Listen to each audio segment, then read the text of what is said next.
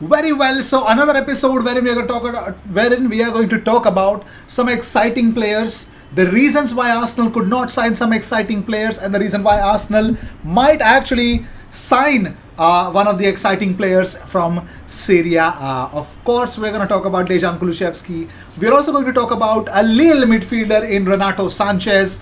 We are also going to talk about Folarin Balogun and of course Eddie Nketiah. What's the deal with Eddie Nketiah? Everyone knows what's the deal, but still IG has got some little information that is going to make the biggest deal about it, because IG is such kind of a guy. So the first news about the whole situation about Aaron Ramsdale and Emil Smith Rowe starting for England. Well, we have Sky reporting that goalkeeper Aaron Ramsdale is expected to make his England debut against San Marino tonight, with his teammate Emil Smith Rowe also expected to make his first England start. So our Arsenal guys who have literally changed or turned the season around, these guys are going to make make their first starts for England, which is going to be a fantastic night. If that happens, it's really great.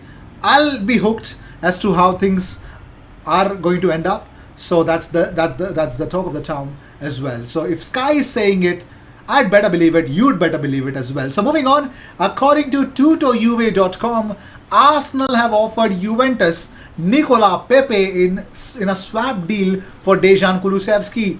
The Italian club are not interested and want at least 35 million euros for the Swede. I'm sorry. They don't want to pay. They don't want a player exchange, especially not Nikola Pepe. So yeah. But here's the thing: Arsenal have made initial moves for Dejan Kulusevski. The Gunners like the player a lot and want him to repeat the glories of Freddie Ljungberg. Juve want no less than 35 million euros. So it's pretty much clear. Arsenal, if you want your man in Dejan Kulusevski, Juventus don't need him at all. So if you want the Swedish winger, pay 35 million euros and get your man, is a straightforward ask from Juventus. Will Arsenal pay that much? I don't know. Let me know in the comments. Is Dejan Kulusevski the right kind of right winger that could challenge Saka on that position? And of course, is he a better alternative to Nikola Pepe? Let me know in the comments. Do you still believe in Nikola Pepe? Moving on, according to Fanatic, Elneny has given the green light to joining Galatasaray, and Arsenal have given their approval to the deal. The Turkish side don't want to pay a fee as the midfielder is out of contract next summer. So it's pretty much clear Galatasaray want everything on free. These Arabian and Serie A clubs, I tell you, these guys are literal beggars. They're beggars. I mean, beggars league. Moving on, Olympique Marseille want to keep William Saliba in the team permanently. Talks with Arsenal will begin soon. This is a report that has been posted by Ekrem Konur, which I highly deny. It's not going to happen. There's literally 0% of truth in it. There's no chance. Of course, Marseille found it difficult to first of all loan him out. They had to convince the role that William Saliba is going to play. That's what convinced Saliba in the first place, because Arsenal wanted him to play in England.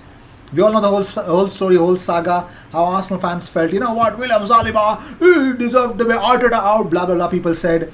But this news, I can tell you, it's garbage. It's literal garbage. Moving on, Ian Wright has heaped praise on Gabriel Magalhaes. He says, Gabriel has been crucial. He came back from a knee injury, so he missed all the preseason. But he came back in a different way. He showed a different maturity, a different level of application. He did, didn't he? Right. Oh. Moving on, Noah Lang makes a major decision at Club Brugge. It looks like Noah Lang wants to leave Club Brugge in the summer. Lang's entourage is clear about that. Well, Lang feels great at Club Brugge, thanks in part to his strong performances. He is now also international for Netherlands. Still, next summer will be important for him. Lang feels ready for a step up. In addition, with a view to the World Cup at the end of 2022, he wants to play at a larger club. Club would in any case want to cooperate in a transfer if the right amount is put on the table. Arsenal and AC Milan are showing interest. Now, I don't know how much I know how these European clubs, they overbloat or they really inflate the prices so much. But as long as he's not English, I know his price tag won't be that high. But yeah, that's the question. Noah Lang 35 to 40. Dejan Kulusevski 30 to 35. Should we go for Noah Lang or should we go for Dejan Kulusevski? Let me know in the comments what you guys think about it. Otherwise, there is also another option that we could even we could go for. But moving on, Vincent Kompany has spoken about Sambi Lokonga, how he has actually settled himself at Arsenal. So here's what Vincent Kompany had to say. He says, I saw Sambi play his first 2 games for Anderlecht. Then he got a big injury. But the first thing I did when I saw Sambi was I went to Mikel and also Pep. But Mikel first, and I said, you've got to watch this guy. He's the new Yaya Toure. You know what I like with Sambi, and it's rare in football.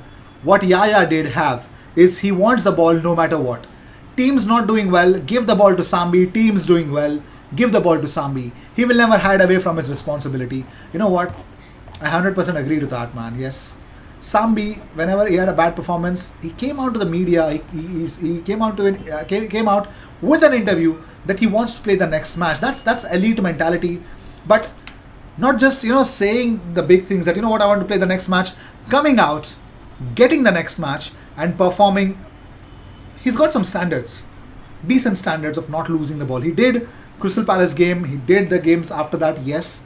But this guy is really learning his trade. He's plying his trade. He's learning his trade as well. But I'm pretty much sure he's definitely one to look out for next season. Raheem Sterling has his say on Mikel Arteta, by the way. Here's what Raheem Sterling had to say. He says, so far he has done very well. He's turned the club around. You can see it in the atmosphere and the energy that is there. He's a manager who knows what he wants and gets the best out of his players. Sterling knows it. Yep. Moving on, according to Transfer Market Web, West Ham are interested in signing Eddie Nketiah. The reports claim that David Moyes wants someone to compete with current frontman Mikel Antonio, who has enjoyed a stellar start to the season, providing 7 goals already this term. But Paul Brown, via Give Me Sport, has stated Eddie Nketiah has been up for sale for a long time. He says Nketiah has been up for sale for months. That's the only line he said, and yeah, that's yes, that is the update about Eddie Nketiah, by the way. But moving on, let's talk about another player being wanted by Arsenal. Arsenal are seeking Nasser Mazraoui from Ajax. Arsenal are eyeing up a move for Mazraoui of Ajax as his contract comes to an end. ESPN claim Mikel Arteta's side are competing with Leeds for the signature for the Moroccan defender. Decent player though, but absent-minded at times.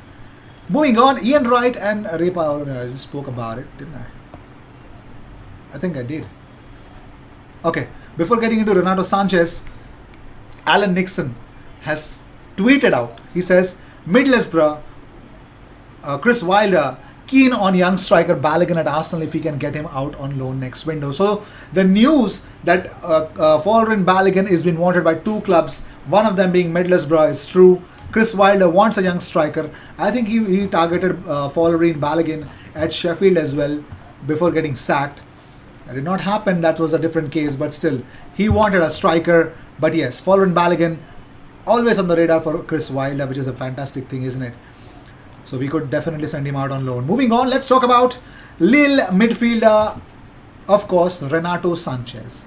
The energy master, the injury master as well. So, according to reports, Arsenal tried to sign Renato Sanchez in the summer transfer window, but were unwilling to meet Lille's 35 million euros asking price. The Portuguese midfielder was linked with numerous Premier League clubs in the summer, including Arsenal, Wolves, Liverpool and Tottenham.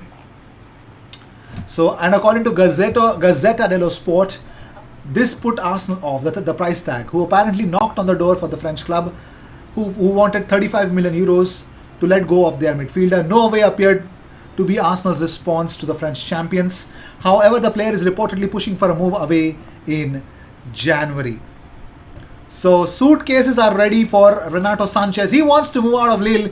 He believes that he's really earned everything at Lille. So it's time for a new pastures, new clubs for Renato Sanchez. Would you? I don't know. The injury record does not suggest good things about Renato Sanchez. We already have Partey with injuries. Would we want someone who would cover for him, also plagued with injuries? I don't know. You tell me. What do you guys think about Renato Sanchez at Arsenal? Arsenal were serious about Renato Sanchez. 35 million euros is what Arsenal said. No, we're not going to pay that much for him. So they did not. So with this, I'd like to end this episode. Thank you so much for tuning in. If you seek daily Arsenal content, best place to be, consider subscribing and do let me know. Renato Sanchez to Arsenal, would you say yes? And on the right wing, who do you want? Dejan Kulusevski or Noah Lang? Let me know in the comments. I'll see you in the next one.